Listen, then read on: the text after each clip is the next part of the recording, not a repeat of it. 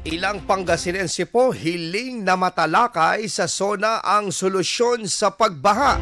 Para sa detalye ng balita, kasama natin Idol Juana De Vera. 104.7 IFM Report.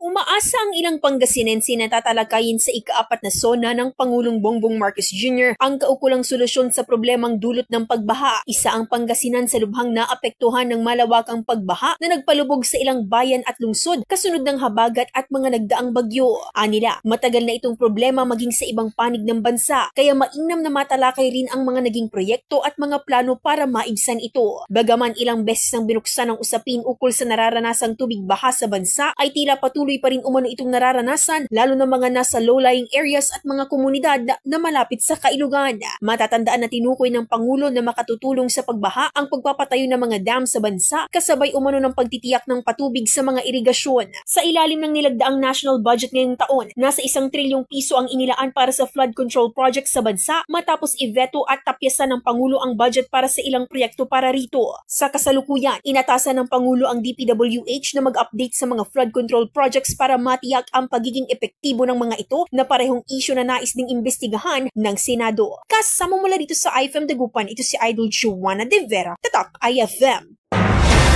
IFM News. IFM News. IFM News.